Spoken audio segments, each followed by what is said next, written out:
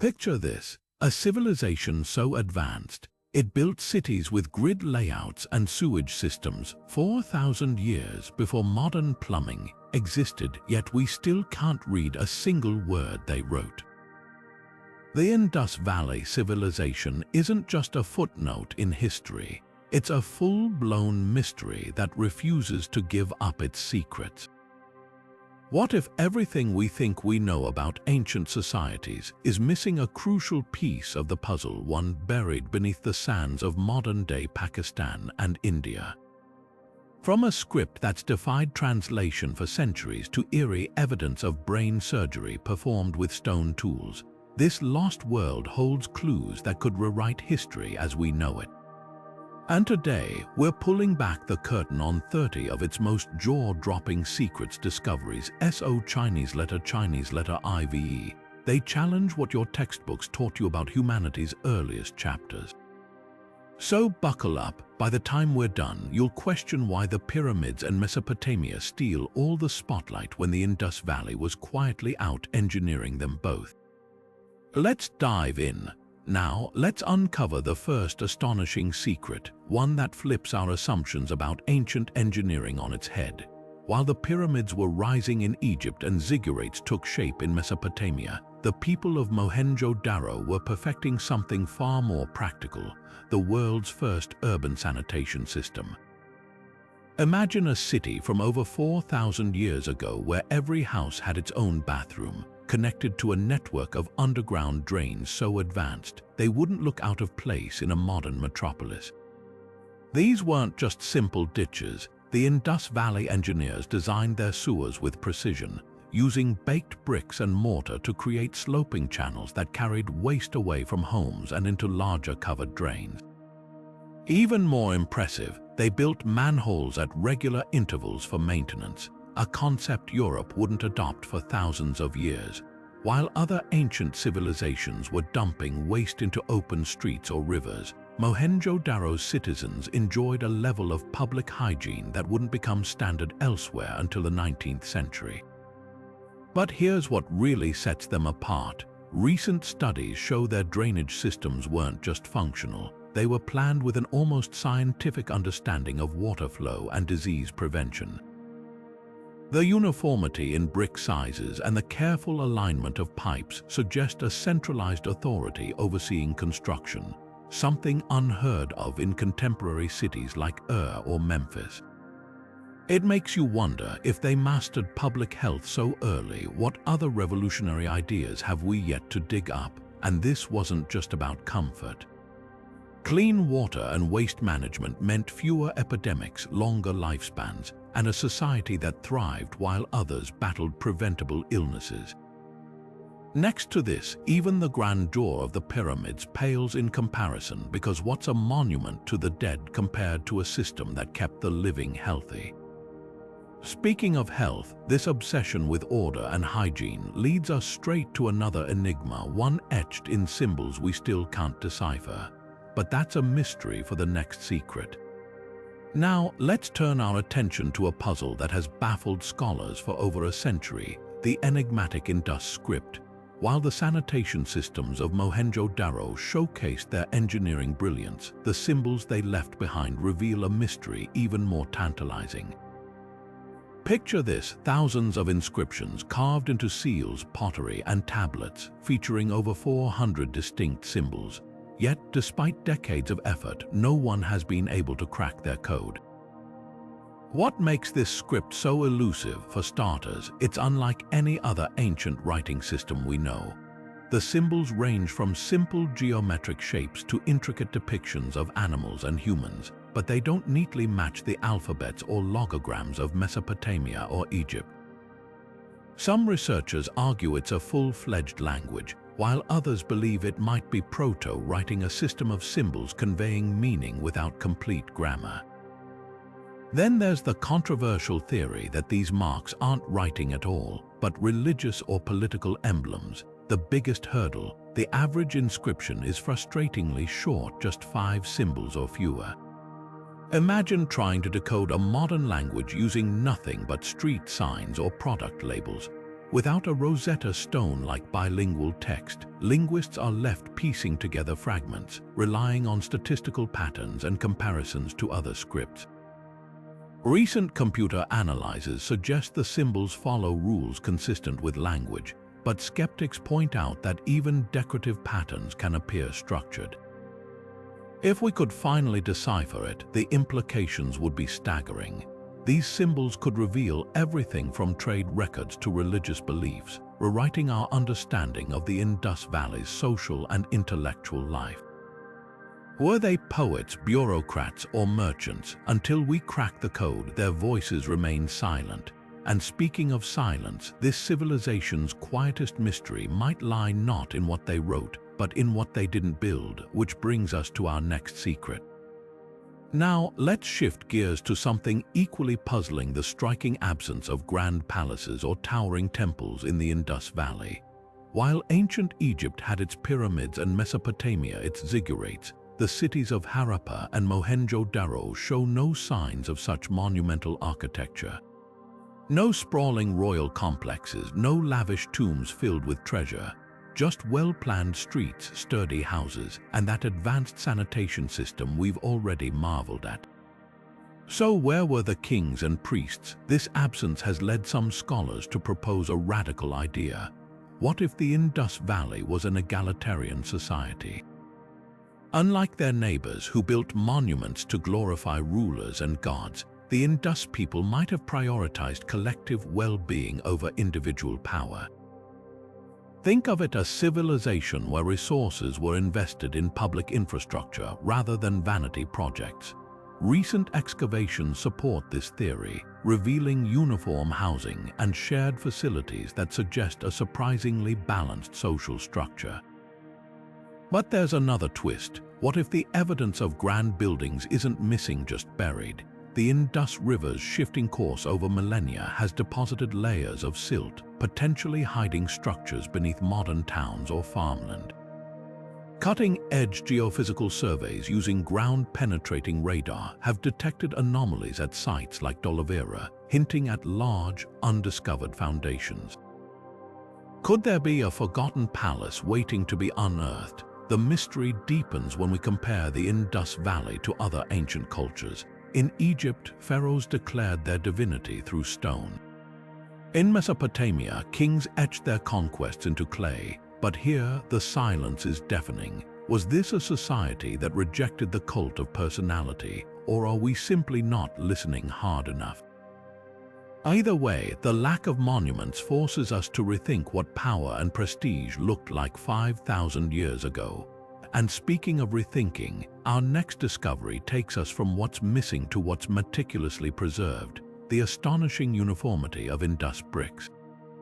Now, let's turn our attention to one of the most iconic structures of the Indus Valley, the Great Bath of Mohenjo-Daro. This massive, meticulously constructed water tank, measuring roughly 12 meters long and 7 meters wide, stands as a testament to the civilization's engineering prowess.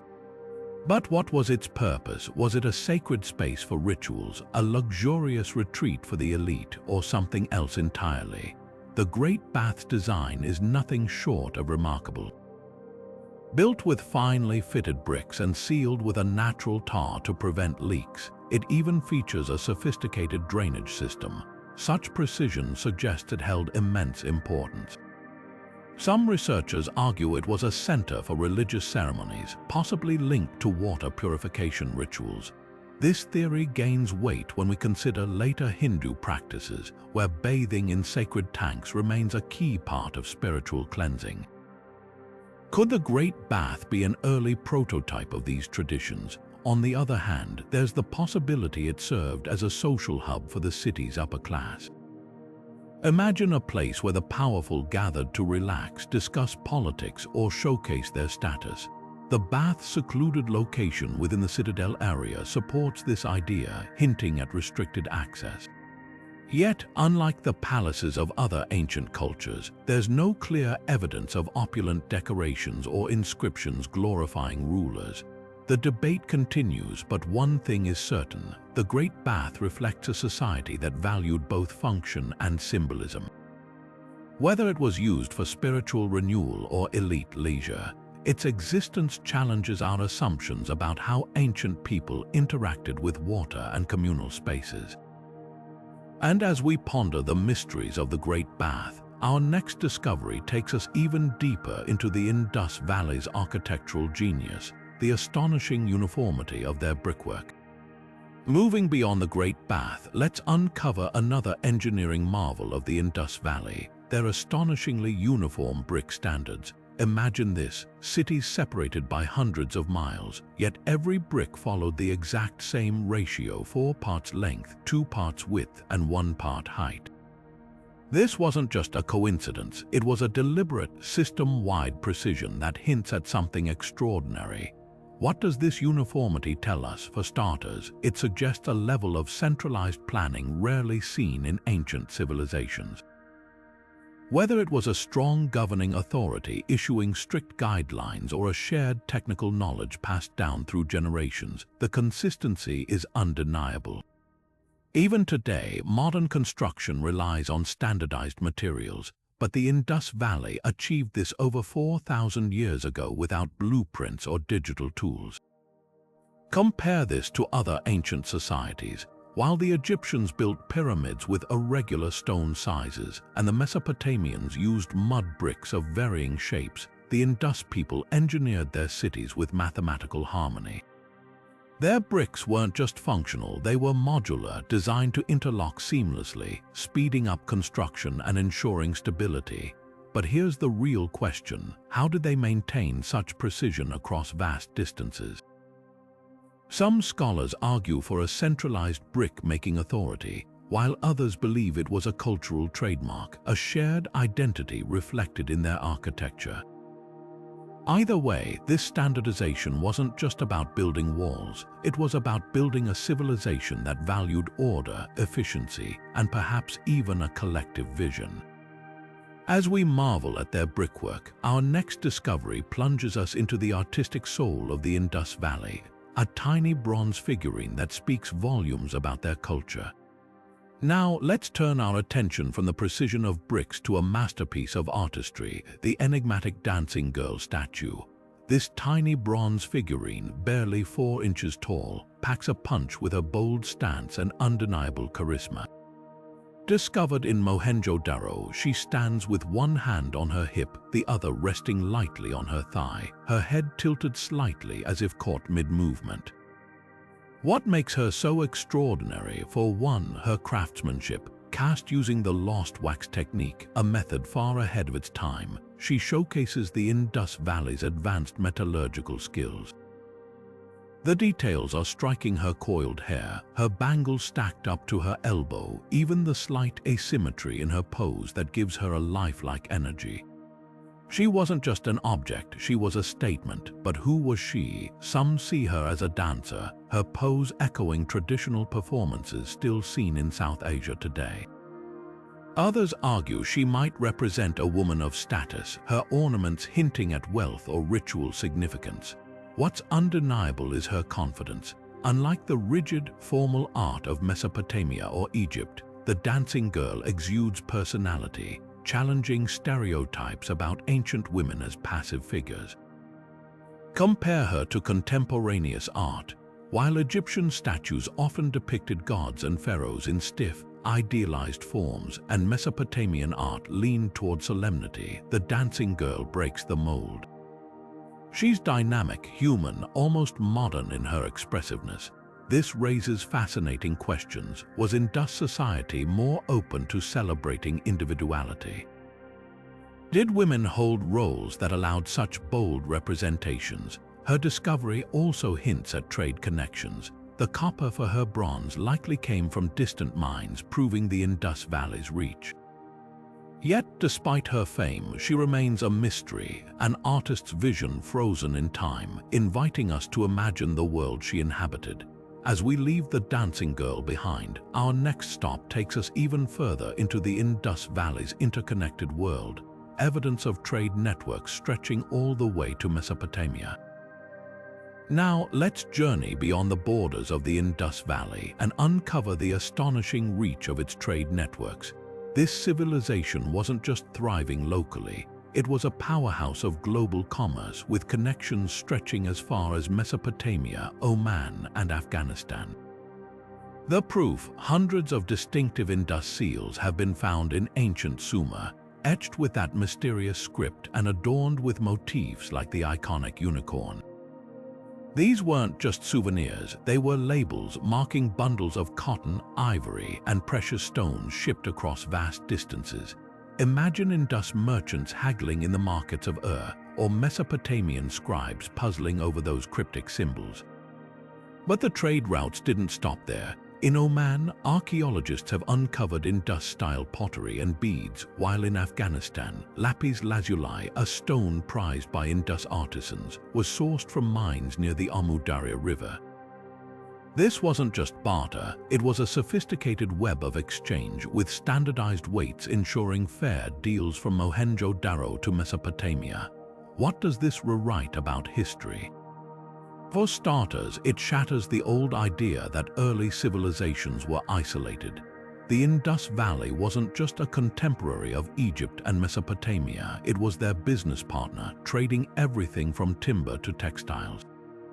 Some scholars even suggest these networks laid the groundwork for later Silk Road routes, making the Indus people pioneers of globalization. Yet the biggest question remains: how did they manage it without horses or wheeled carts? The answer might lie in their mastery of rivers and seas. Boats likely carried goods down the Indus to the Arabian Sea, then up the Persian Gulf to Sumer. At Lothal, a coastal city, archaeologists found a massive dockyard, proof that the Indus people weren't just traders but skilled navigators too. As we piece together these connections, one thing is clear: the Indus Valley was far more than a regional culture. It was a linchpin of the ancient world's economy, rewriting the story of how civilizations first connected. And speaking of connections, our next discovery takes us even deeper into the shadows of this civilization's sudden disappearance. But just as the Indus Valley civilization reached its peak, something went terribly wrong. Around 3,900 years ago, this thriving society began to crumble, not with a bang, but with a slow, mysterious fade into history. What could have caused such a sophisticated civilization to vanish? The theories are as fascinating as they are debated. Some scholars point to climate change as the prime suspect. The Gagga-Hakra River, once the lifeblood of the region, may have shifted its course or dried up entirely. Recent sediment studies reveal dramatic changes in water patterns, turning fertile lands into arid plains. Imagine entire cities abandoned as crops failed and water sources vanished, a slow-motion disaster that left no escape. Then there's the controversial Aryan invasion theory. Ancient texts like the Rig Veda describe battles and migrations, leading some to argue that newcomers overwhelmed the Indus people. But here's the catch: there's little archaeological evidence of widespread violence. No burned cities, no mass graves, just empty streets and silent ruins. Could it have been a cultural takeover rather than a war? Others suggest internal collapse, social unrest, economic breakdown, or even a revolt against the ruling class. If the Indus society was as egalitarian as some believe, maybe it fractured under its own weight. Yet without written records, we're left reading between the lines of crumbling bricks and abandoned wells. The most compelling clue: multiple cities show signs of gradual depopulation, not sudden destruction. People didn't flee overnight, they left in waves, perhaps searching for water or better lands. Recent research even hints at prolonged droughts, backed by soil samples and fossilized pollen. Nature, it seems, might have been the silent architect of this civilization's downfall. Whatever the truth, the Indus Valley's disappearance remains one of history's greatest puzzles. And as we dig deeper, our next discovery reveals another layer to this mystery, evidence that challenges everything we thought we knew about their way of life.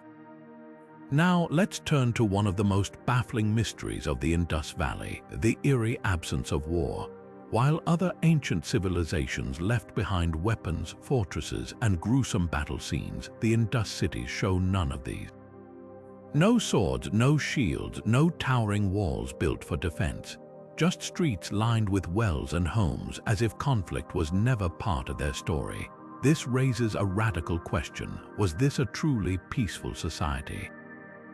Imagine a Bronze Age culture where trade and cooperation took precedence over conquest. Unlike Mesopotamia or Egypt, where kings boasted of victories on stone tablets, the Indus people left no records of battles or enemies. Even their art, seals, figurines, pottery shows animals, dancers, and rituals, but no warriors or war scenes. But here's the twist: absence of evidence isn't always evidence of absence. Could weapons have been made of perishable materials like wood or leather, leaving no trace after millennia? Or perhaps conflicts were so rare they simply didn't leave a mark. Some researchers suggest that if warfare did exist, it might have been ritualized or small-scale, leaving little archaeological footprint. Then there's the puzzle of their cities. Mohenjo-Daro and Harappa had no grand fortifications, just orderly streets and sturdy brick houses. Even their gates lacked the defensive features seen in contemporary cities. Was this confidence in their stability or proof that threats were minimal? The debate continues, but one thing is clear: the Indus Valley stands apart. Whether they mastered diplomacy, thrived in isolation, or simply left us guessing, their legacy challenges our assumptions about ancient societies. And as we piece together their story, the next secret takes us even deeper into the astonishing craftsmanship that set them apart from the rest of the ancient world. Now, let's uncover another layer of Indus Valley brilliance: their mastery of metal and craft. While their peaceful nature might stand out, their technical skill was equally extraordinary. The people of the Indus Valley didn't just build cities, they perfected the art of shaping materials with a precision that rivaled and often surpassed their contemporaries. Take their metallurgy, for example. They worked extensively with copper and bronze, crafting tools, ornaments, and even intricate figurines. Archaeologists have found everything from chisels and fish hooks to delicate needles, all showing remarkable uniformity and quality. But what's truly impressive is how they achieved this without the massive furnaces or industrial-scale production seen in Mesopotamia or Egypt. Instead, they relied on smaller, highly efficient workshops, proving that innovation doesn't always mean size. Then there's their bead making. The Indus artisans produced tiny, perfectly drilled beads from materials like carnelian, lapis lazuli, and steatite, some as small as a millimeter in diameter. These weren't just decorative, they were a statement of technical prowess. To achieve such precision, they likely used specialized drills made of copper or even harder stones, a technique far ahead of its time. But perhaps their most groundbreaking achievement was the lost wax casting method. This complex process involved creating a wax model, coating it in clay, and then melting the wax away to leave a hollow mold for molten metal. The result: stunningly detailed bronze sculptures like the famous dancing girl with her lifelike pose and fluid grace. While other cultures later adopted this technique, the Indus Valley was among the first to master it, centuries before it appeared elsewhere. What does all this tell us? That while they may have avoided war, they waged a quiet revolution in craftsmanship. Their tools, beads, and sculptures weren't just functional. They were works of art, reflecting a society that valued skill, patience, and beauty. And as we'll see next, their innovations didn't stop at metal. They extended to the very symbols that might hold the key to their untold stories. Now, let's turn our attention to one of the most enigmatic artifacts ever unearthed from the Indus Valley: the so-called priest-king statue. This small but striking steatite figure, discovered in Mohenjo-Daro, has sparked endless debate among historians. Who does it really represent? A ruler, a high priest, or perhaps even a deity? The answer might lie in the intricate details of its design. First, take a close look at the headband. Unlike the simple ornaments worn by other figurines, this one features a delicate, patterned fillet with a circular emblem at the center. Some argue this marks the figure as a king, symbolizing authority similar to the crowns of later Mesopotamian rulers. Others see it as a priestly headpiece, hinting at religious significance. Then there's the robe, draped over one shoulder and decorated with trefoil patterns. This design isn't just decorative, it mirrors sacred motifs found in later Hindu and Buddhist art, suggesting a spiritual role. But here's where it gets even more intriguing. The figure's calm, almost detached expression and half-closed eyes don't resemble the commanding gaze of a typical ruler. Instead, they evoke the serenity of a meditative sage or a divine being. Could this be an early representation of a god, perhaps a prototype of figures like Shiva or the Jain Tirthankaras? Or does it capture a real historical figure, a leader who blended political and religious power, much like the priest-kings of ancient Egypt? What's undeniable is that the statue offers a rare glimpse into Indus Valley hierarchy. The care taken in its craftsmanship, the smooth contours, the precise detailing sets it apart from everyday artifacts.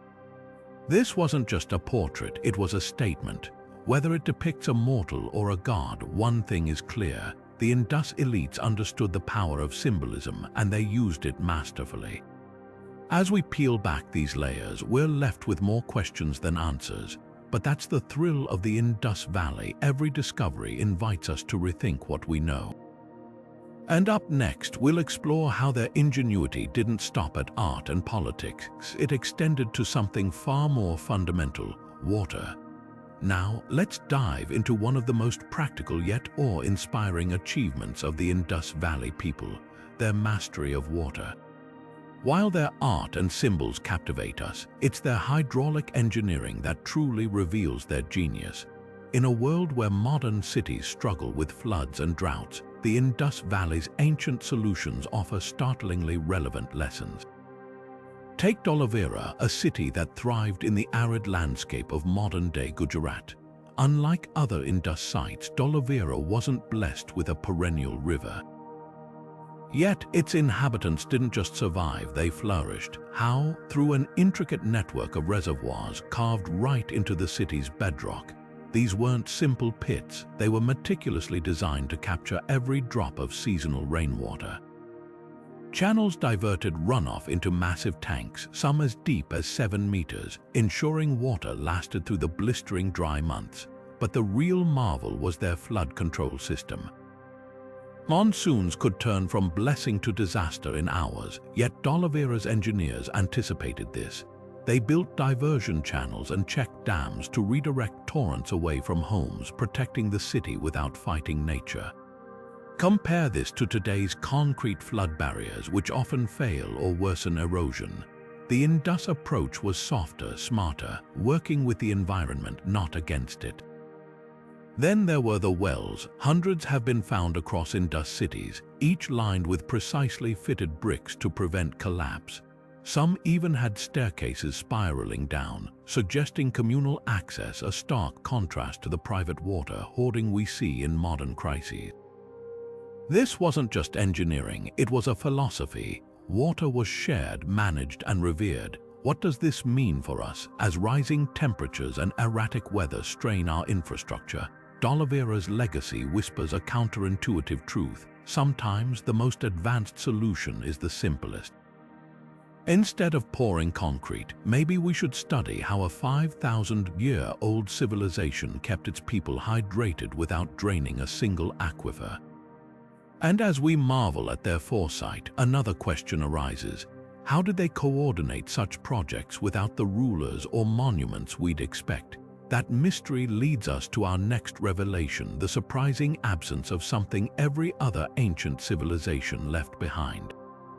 Now, shifting our gaze from the brilliance of water management, let's unravel one of the most tantalizing visual puzzles left behind by the Indus Valley people: their enigmatic unicorn seals.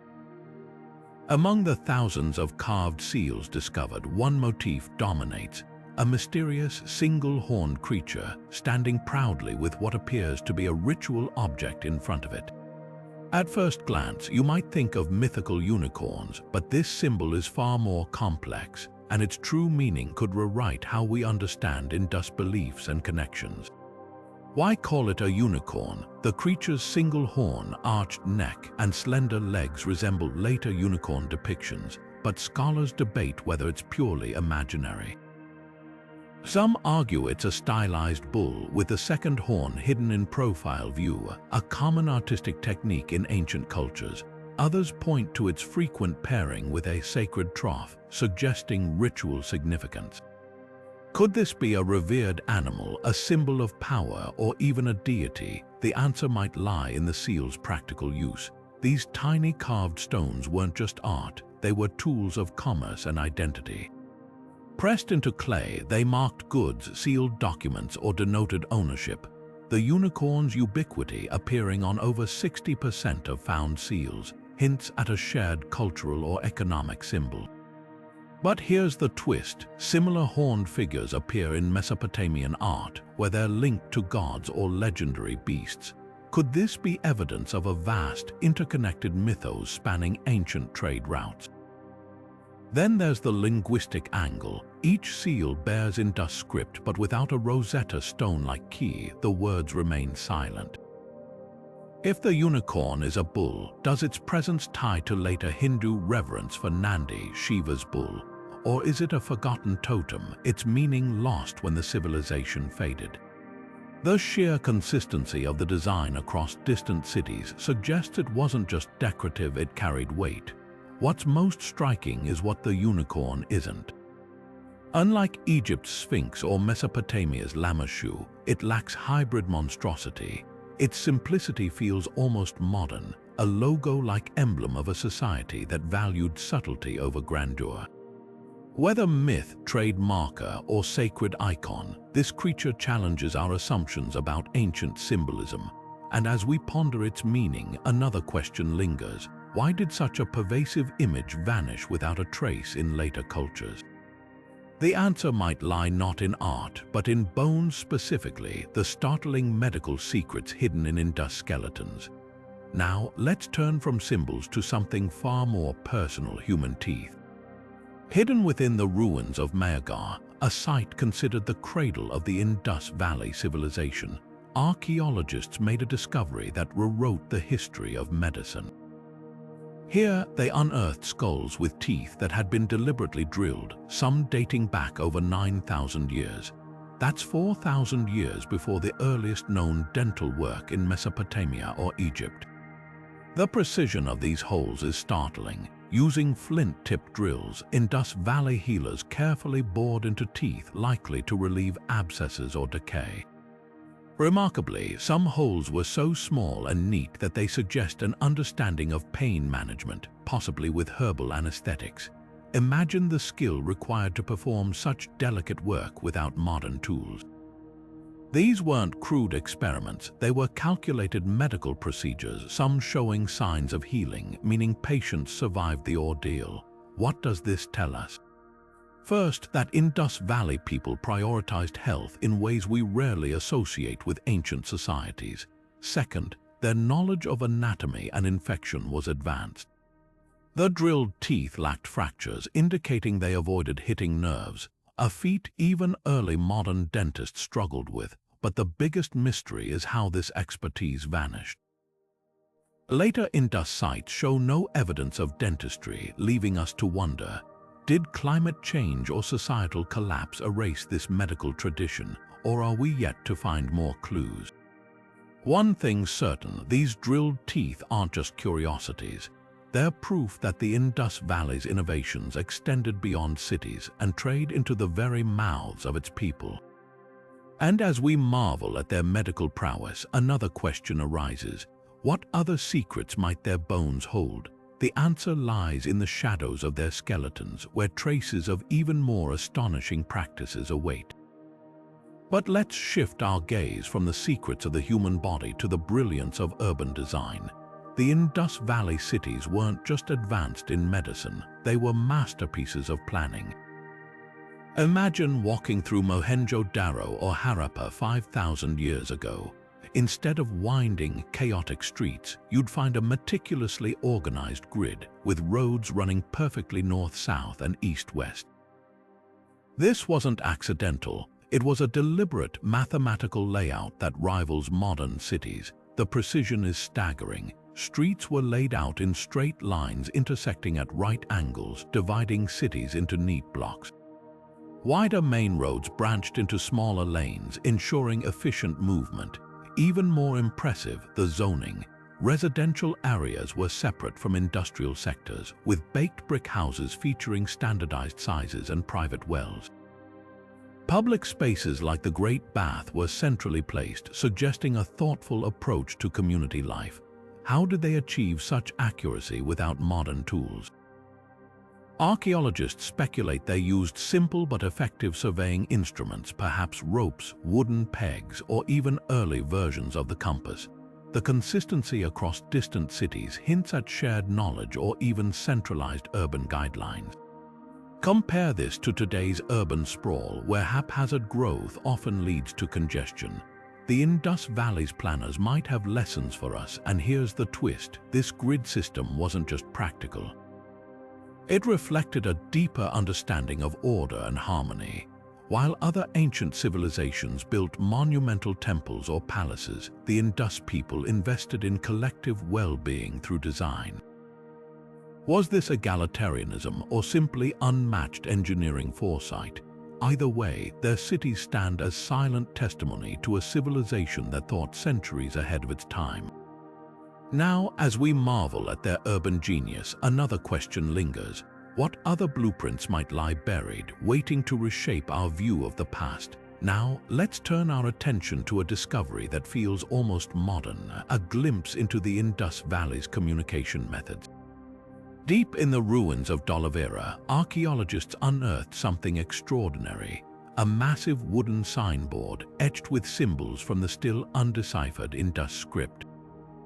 This isn't just another artifact, it's what might be the world's oldest public notice, a 5,000-year-old billboard standing tall in a bustling city. The signboard itself is a marvel. Made of wood, a material rarely preserved for millennia, it survived thanks to the region's arid conditions. Measuring several feet in length, it was mounted high above the city's gates, visible to all who entered.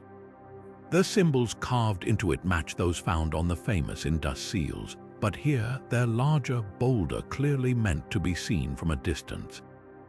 Was this an ancient wayfinding system directing travelers to markets or temples?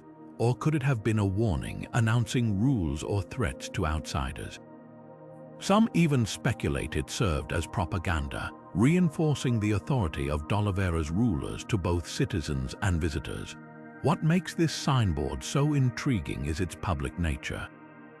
Unlike the small, portable seals used for trade, this was designed for mass communication. It suggests a society that valued clarity and order, much like their gridded streets. But without cracking the Indus script, its exact message remains a tantalizing mystery. Imagine standing beneath it, surrounded by the hum of the city, trying to decode its meaning only to be met with silence.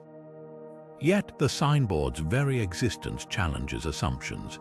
If it was meant to inform or instruct, does that imply widespread literacy? Or were the symbols universally understood, like modern traffic signs? And why hasn't anything similar been found in other Indus cities? Perhaps Dolavera was unique, a hub where information needed to flow as efficiently as goods. One thing's certain, this wooden relic blurs the line between ancient and modern. Today, we're bombarded with signs, screens, and slogans, but the impulse to communicate publicly, to mark our spaces with meaning, is as old as civilization itself. The signboard of Dolavera doesn't just hint at a lost language. It whispers about the universal human need to be seen, understood, and remembered. And with that, we're left to wonder, what other messages from the past are waiting to be uncovered? Moving from the mysteries of ancient communication, let's uncover another remarkable feat of the Indus Valley: their precision in trade and commerce. The civilization's weight and measure system was nothing short of revolutionary.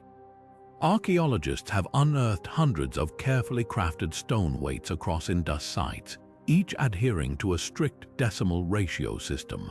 These weren't random stones, they were tools of trade, meticulously shaped to ensure fairness and consistency in markets stretching from the Arabian Sea to the Himalayas. What's astonishing is the uniformity. Whether in Harappa, Mohenjo-Daro, or distant Lothal, the weights followed the same exact standards. The smallest unit weighed around 1.3 grams, with larger weights scaling up in perfect multiples, doubling, quadrupling, and so on. This wasn't just practical, it was mathematical genius. Imagine traders from different cities bartering goods, confident that a weight in one place matched its counterpart hundreds of miles away. No haggling over fairness, no suspicion of cheating, just seamless commerce. This system didn't just streamline trade, it predated and outperformed other ancient systems. While the Babylonians famously used a base 60 system, the Indus Valley's decimal approach feels eerily modern. It's a system we still use today, from grocery stores to global stock markets. Were they the first to recognize the simplicity of tens, or did their sprawling trade networks demand a foolproof method to avoid disputes? The weights also hint at something deeper, a society that valued trust and order. Unlike other civilizations where rulers might impose arbitrary measures, the Indus system suggests a collective agreement, a shared understanding of fairness.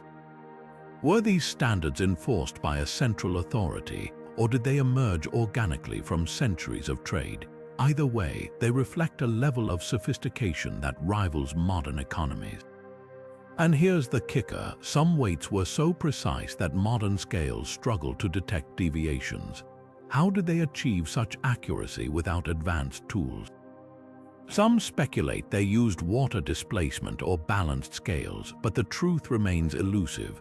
What we do know is that this system wasn't just about commerce, it was a cornerstone of their civilization's success, a silent language of trust that bound their world together. So the next time you glance at a digital scale or a metric ruler, remember the Indus Valley might have laid the groundwork 5,000 years ago. Their legacy isn't just in bricks and baths, but in the very way we measure our world. Now, let's turn our attention to one of the most intriguing artifacts from the Indus Valley, the Pashupati seal. This tiny, carved soapstone seal, discovered in Mohenjo-Daro, has sparked decades of debate among historians and archaeologists. At its center sits a cross-legged figure surrounded by animals, a tiger, an elephant, a rhinoceros, and a buffalo.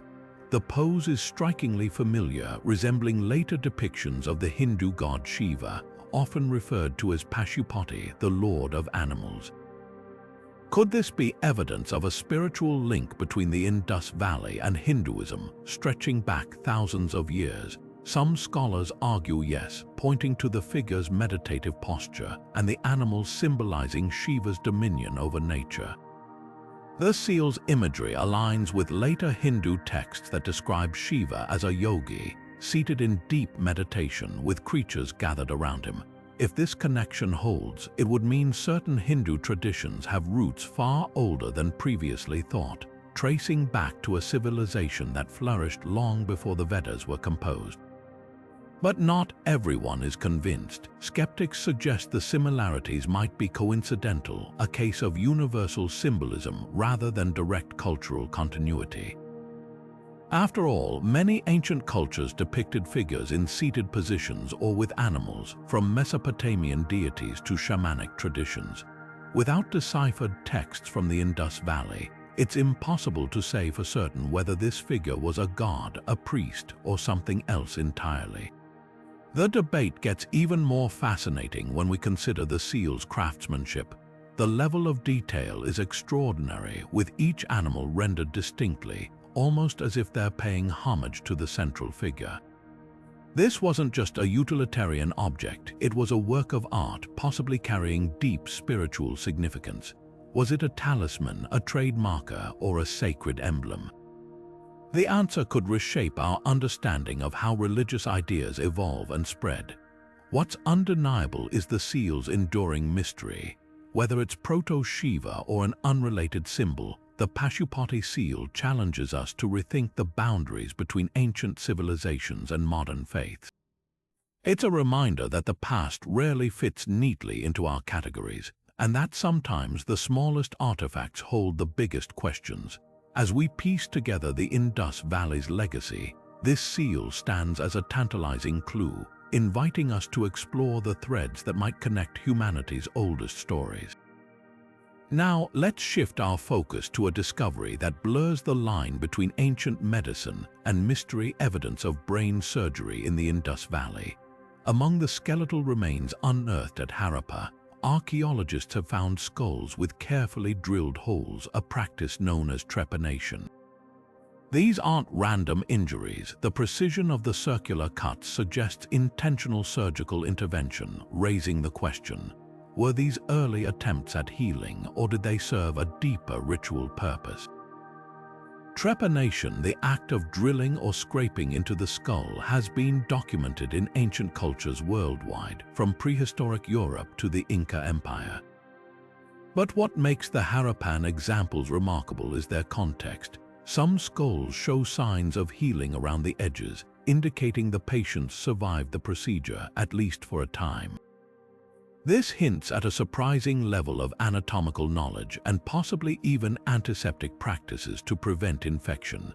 Imagine the skill required to perform such an operation without modern tools or anesthesia. Were these early surgeons experimenting to relieve pressure from head injuries or treating conditions like epilepsy or mental illness? Yet not all trepanation marks tell a story of survival. Some skulls show no evidence of healing, suggesting the procedures were fatal. This duality fuels debate. Were these acts purely medical, or did they have spiritual undertones? In many ancient societies, trepanation was believed to release evil spirits or grant divine visions. Could the Harappans have shared this belief? Without written records, we're left weighing the physical evidence against broader cultural parallels. The tools used remain another enigma. Microscopic analysis of the bone edges suggests sharp, flint-like instruments were employed, tools also found at Harappan sites. But how were they sterilized? How did patients endure the pain? The answers might lie in lost herbal remedies or ritual trances, practices hinted at in later South Asian traditions. What's undeniable is the audacity of these ancient practitioners. Whether driven by science, spirituality, or both, their attempts to intervene in the human brain challenge our assumptions about prehistoric medicine. Success or failure, these skulls are a testament to the Indus Valley's daring curiosity, one that dared to explore the very fabric of life and consciousness. As we piece together these clues, we're reminded that the line between healer and holy figure might have been thinner than we think. Next, we'll delve into another genetic puzzle that's stirring controversy: the Rakhigarhi DNA findings and what they reveal about the Indus Valley's legacy. Turning now to a discovery that rewrites the very roots of South Asian history, the Rakhigarhi DNA study from 2019 has sparked fierce debates among scholars and beyond. This groundbreaking genetic analysis of skeletal remains from the Indus Valley site of Rakhigarhi revealed something unexpected. The DNA showed no trace of steppe pastoralist ancestry, a key component of the long-held Aryan migration theory. For decades, this theory suggested that Indo-European languages and cultural practices arrived in the region via migrations from the Eurasian steppes around 1500 BC. But the Rakhigarhi findings challenge that narrative, implying that the Indus Valley people may have been indigenous to the region, with their genetic lineage distinct from later populations. The implications are monumental. If the Indus Valley civilization wasn't shaped by outside migrations, then its cultural achievements, urban planning, trade networks, even early forms of writing were homegrown. This shifts the spotlight onto the civilization's own innovations rather than attributing them to external influences. But science rarely exists in a vacuum, and here politics enters the fray. In modern India, the Aryan migration theory has been a contentious topic, with some groups rejecting it as a colonial-era construct meant to downplay indigenous accomplishments. The Rakhigarhi study, whether intentionally or not, has been pulled into this ideological tug of war, with some hailing it as proof of an unbroken Indian civilization and others cautioning against oversimplifying complex genetic data. Critics of the study point out limitations: the sample size was small, and DNA preservation in South Asia's climate is notoriously difficult. Could future discoveries fill in the gaps, or will this remain an unresolved puzzle? Meanwhile, the debate continues to ripple through academia and public discourse, forcing us to reconsider not just ancient history but how it's interpreted today. What's undeniable is that the Rakhigarhi findings add another layer to the Indus Valley's mystery. Whether they rewrite textbooks or simply complicate the narrative, they remind us that history is never static. It evolves with each new discovery. And as we move forward, another enigma awaits: hidden subterranean tunnels at Dolavera, which might reveal even more about this civilization's ingenuity. Now, let's descend beneath the surface literally, to uncover one of the most intriguing recent discoveries at Dolavera. Thanks to cutting-edge LiDAR technology, archaeologists have mapped a network of hidden subterranean tunnels snaking beneath this ancient city. These passages, carved with remarkable precision, raise a tantalizing question: what were they really for? One compelling theory suggests these tunnels served as a sophisticated water management system. Given Dolavera's location in the arid region of Gujarat, storing and channeling water would have been critical. The tunnels might have funneled rainwater into reservoirs during monsoons or distributed it during droughts, showcasing the Indus people's genius for climate adaptation.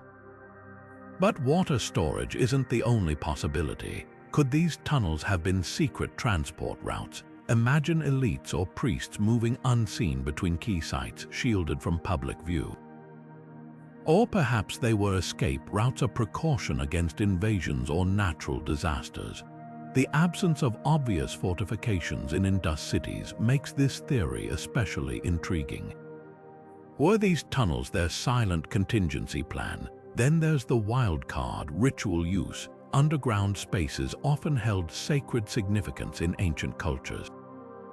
Might these tunnels have been pilgrimage paths or spaces for ceremonies, echoing later Hindu traditions of cave temples? Without explicit evidence, we're left to piece together clues. What's undeniable is how these tunnels add yet another layer to the Indus Valley's legacy of innovation. From grid-planned streets to subterranean labyrinths, this civilization continues to defy our expectations. And as we ponder their secrets, another marvel calls our attention: the enigmatic terracotta figurines unearthed across Indus sites, hinting at a spiritual world waiting to be decoded. Shifting our focus to another fascinating discovery, let's turn our attention to the terracotta figurines, often called the Mother Goddess statues. These small, carefully crafted female figures, found in abundance across Indus Valley sites, offer a glimpse into the spiritual and cultural life of this ancient civilization. With their exaggerated hips, elaborate headdresses, and sometimes even infants in their arms, these figurines have sparked endless debate among archaeologists. One prevailing theory suggests they were tied to fertility cults, symbolizing abundance, motherhood, and perhaps even divine protection. In a society where agriculture and family lineage were vital, worshipping a life-giving deity would make perfect sense. But here's where it gets even more intriguing. Some scholars draw parallels between these Indus figurines and later Hindu goddesses like Parvati or Durga. Could this be evidence of a religious tradition stretching back thousands of years, or is it just a coincidence? Then there's the comparison to the even older Venus figurines of Neolithic Europe. Both sets of statues emphasize fertility, but the Indus versions often appear more stylized, with intricate jewelry and poses that suggest ritual significance. Were they used in household shrines, carried in processions, or buried as offerings? The lack of written records leaves us guessing, but their sheer numbers hint at a widespread and deeply rooted belief system. What's undeniable is how these figurines challenge simplistic views of ancient spirituality. They remind us that the Indus Valley people weren't just master engineers and traders, they were also thinkers, dreamers, and perhaps even devotees of a divine feminine force. And as we piece together their beliefs, another mystery beckons: the maritime trade networks that connected this civilization to distant lands, revealing yet another layer of their astonishing reach.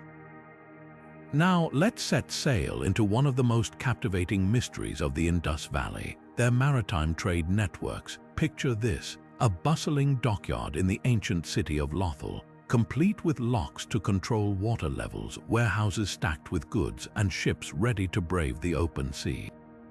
This wasn't just a local port, it was a hub of international trade, and the evidence is as compelling as it is puzzling. Take the discovery of a massive, man-made dock at Lothal, lined with kiln-baked bricks to withstand tidal waves. Archaeologists believe this engineering marvel allowed ships to dock safely, load and unload cargo even during high tide. But what were these ships carrying?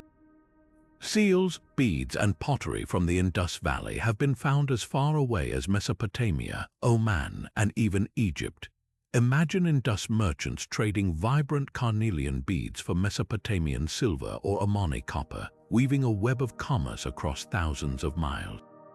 Here's where it gets even more intriguing. Some researchers argue that Indus ships didn't just hug the coastline, they might have ventured into the open Arabian Sea. How? By studying seasonal monsoon winds, which could have propelled their vessels toward distant lands. Clay models of boats found at Indus sites suggest sleek, sturdy designs, possibly equipped with sails. Could these have been the cargo ships of their day, braving the waves to connect civilizations? Yet mysteries remain. Unlike the Egyptians or Phoenicians, the Indus people left no detailed depictions of their ships or navigational techniques.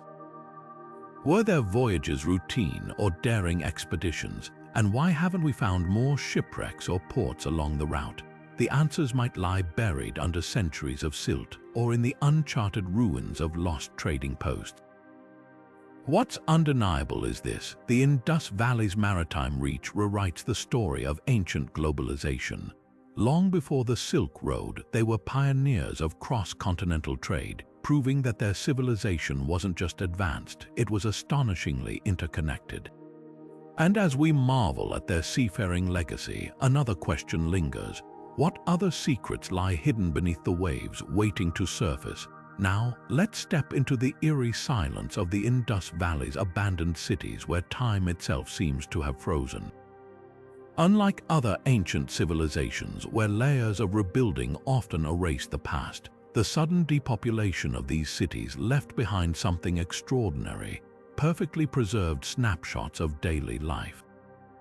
It's as if the inhabitants simply vanished, leaving their belongings exactly where they were last used. Take the humble bread molds found scattered across kitchens. These terracotta vessels, still bearing the imprints of dough, tell us that baking was a daily ritual. Archaeologists even found remnants of ancient grains, suggesting a diet rich in barley and wheat. Then there are the toys, tiny clay carts and animal figurines that paint a picture of children at play, their laughter long gone but their games immortalized in clay. But perhaps most telling are the personal items: intricate bead necklaces, delicate bangles, and even makeup containers with traces of pigments. These weren't just functional objects, they were expressions of identity and style. A broken comb, half buried in the dust, hints at grooming habits, while stacks of pottery in orderly rows suggest a society that valued organization even in its final days. What makes these finds so remarkable is their ordinariness.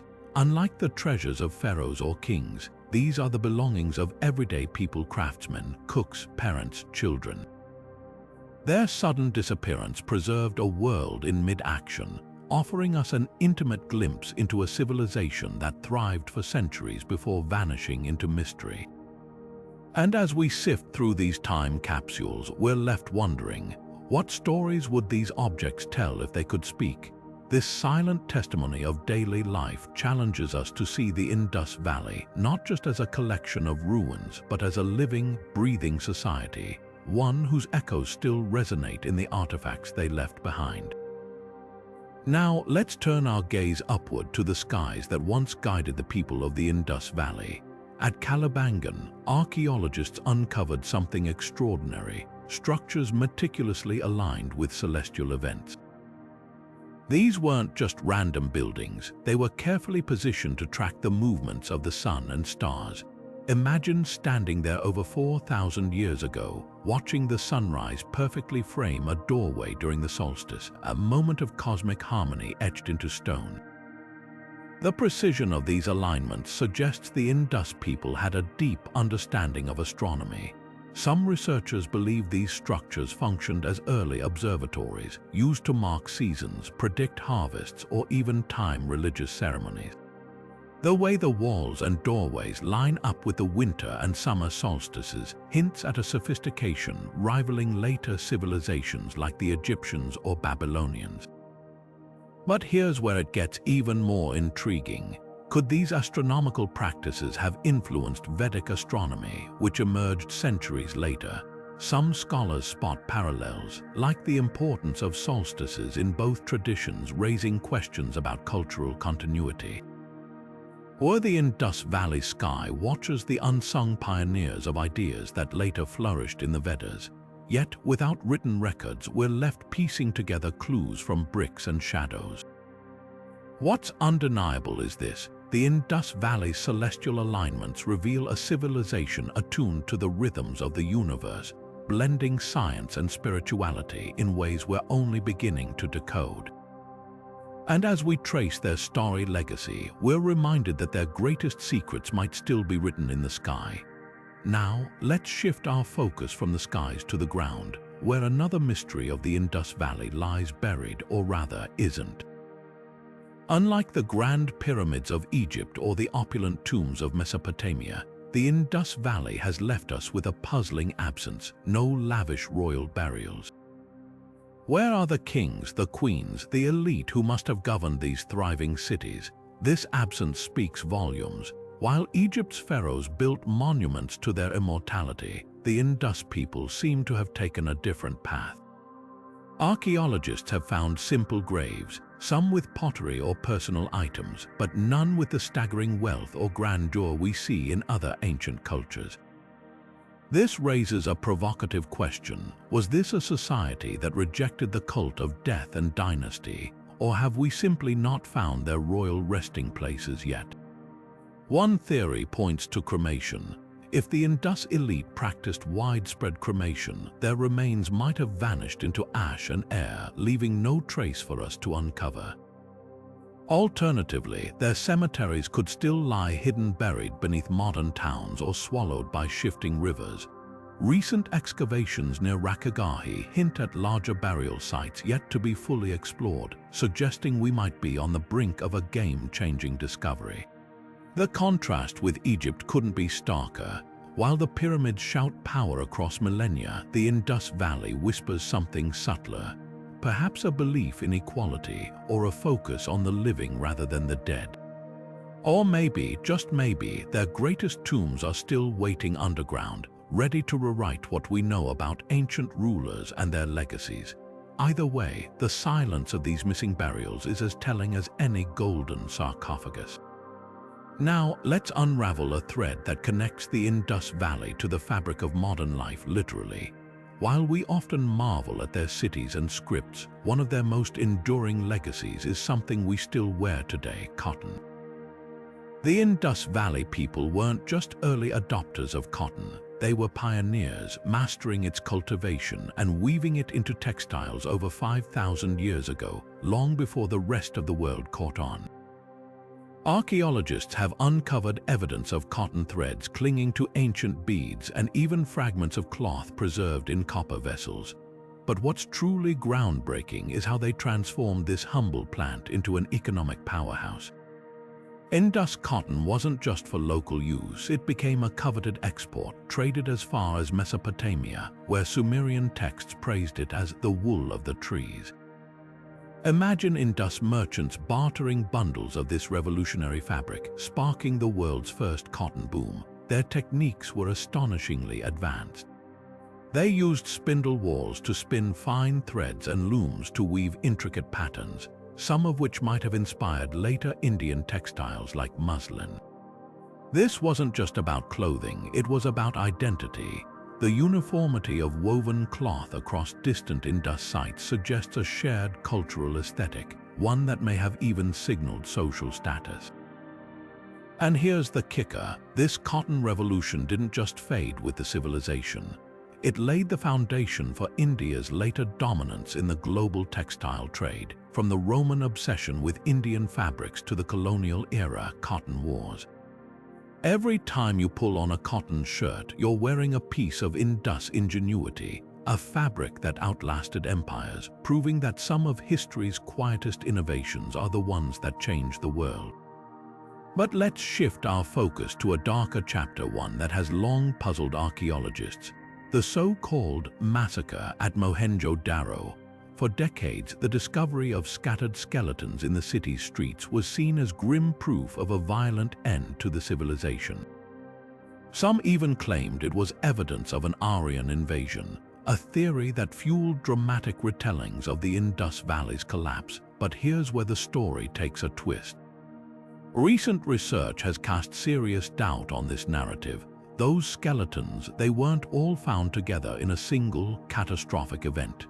Instead, they were scattered across different layers of the city, buried over centuries. Some show signs of trauma, yes, but others bear no marks of violence at all. Could these bones tell a different tale? Take a closer look, and the evidence gets even murkier. A few skeletons were found in awkward positions, as if they'd collapsed suddenly. But there's no mass grave, no weapons buried alongside them. Instead, scientists point to clues like flood deposits and signs of disease. Could these people have been victims of a natural disaster, a flood or an epidemic rather than a war? And then there's the biggest question of all: why were these bodies left unburied in the first place? In a civilization known for its meticulous urban planning, this seems wildly out of character. Some experts suggest the city might have been in decline, its systems breaking down long before its final days. Others argue that these remains could be from later periods, long after the Indus people had moved on. So was Mohenjo-Daro the scene of a brutal massacre? Or is this just another case of history being rewritten by new science? One thing's certain: the truth is far more complicated than a simple invasion story. And that's what makes the Indus Valley's mysteries so endlessly fascinating. Now, let's turn our attention to one of the most tantalizing mysteries of the Indus Valley, the legendary Saraswati River. Ancient texts like the Vedas describe it as a mighty, life-giving river flowing with unmatched grandeur, but today there's no trace of it on modern maps. So where did it go, and could its disappearance hold the key to the civilization's collapse? Satellite imagery and geological studies have revealed something extraordinary. Beneath the sands of modern-day Rajasthan and Haryana, scientists have detected the ghostly outline of a massive riverbed, one that matches the descriptions of the Saraswati. This wasn't just any river, it was a colossal waterway, possibly fed by Himalayan glaciers, sustaining countless settlements along its banks. But here's where the plot thickens. Around 4,000 years ago, something drastic happened. The river began to shrink, its waters diverted or drying up entirely. Some researchers point to tectonic shifts that altered its course, while others blame climate change, monsoons weakening, glaciers retreating. Whatever the cause, the impact would have been catastrophic. Without the Saraswati's lifeblood, crops would have failed, trade routes crumbled, and cities starved. Yet not everyone agrees. Skeptics argue that the river's decline was gradual, giving people time to adapt. They point to evidence of wells and reservoirs, suggesting the Indus people were masters of water management. Could they have weathered the Saraswati's loss, or was it the final blow to an already struggling civilization? The debate rages on, but one thing is clear: the story of the Saraswati is more than just a river's tale. It's a reminder of how fragile even the greatest civilizations can be when nature turns against them. And as we piece together its secrets, we might just uncover the truth behind one of history's most enduring disappearances. Now, let's bring the story full circle and uncover how the Indus Valley Civilization's legacy still echoes across modern South Asia.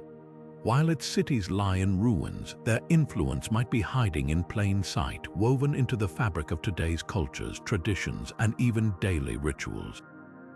Take yoga, for instance, the famous Pashupati seal, depicting a cross-legged figure surrounded by animals, bears a striking resemblance to later depictions of the Hindu god Shiva in meditation. Could this be the earliest evidence of yogic postures? Some scholars argue that the Indus people may have practiced early forms of physical and spiritual discipline that evolved into the yoga we know today. Then there's the bindi, the vibrant dot worn on the forehead by millions in South Asia. While its modern meaning is tied to Hinduism, similar markings appear on Indus figurines. Were these purely decorative, or did they hold ritual significance? The connection remains debated, but the visual parallel is undeniable. Even the caste system, a defining feature of South Asian society, has been linked by some researchers to the Indus Valley. Skeptics dismiss this as speculative, but intriguingly, the civilization's apparent lack of extreme social hierarchy, no grand palaces or lavish tombs, suggests a more egalitarian structure. Did later societies inherit and transform these norms, or are the similarities just coincidence?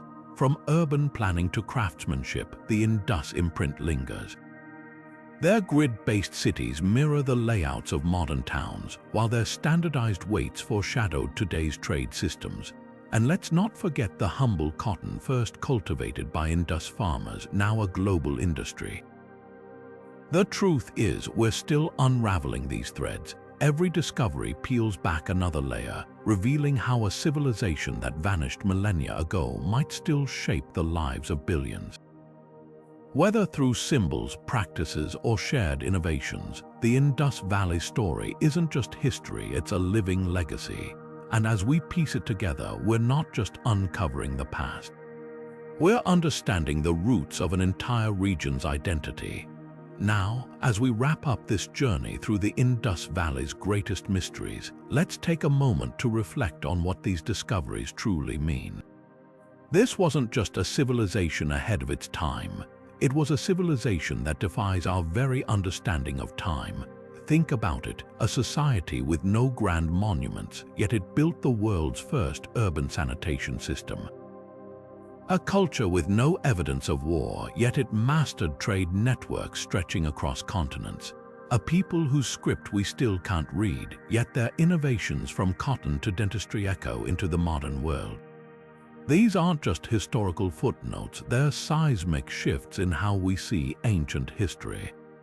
The Indus Valley forces us to ask, what does advanced really mean? Is it towering pyramids, or is it a city where every home had running water? Is progress measured by conquests, or by the quiet genius of standardized weights and grid-planned streets? The answers might rewrite the story of human civilization as we know it, so here's where you come in. History isn't set in stone, it's a puzzle we're still solving. Maybe you've spotted a clue we missed, or you've got a theory about the unicorn seals or the Saraswati River's disappearance. Drop your thoughts in the comments below. Let's keep the conversation alive. And if this deep dive into the Indus Valley's secrets left you as awestruck as we were, don't forget to hit like, subscribe, and ring that notification bell. Who knows, the next groundbreaking discovery could be just one video away. Until then, keep questioning, keep exploring, and remember, sometimes the most revolutionary truths are buried not in gold but in the dust of forgotten cities.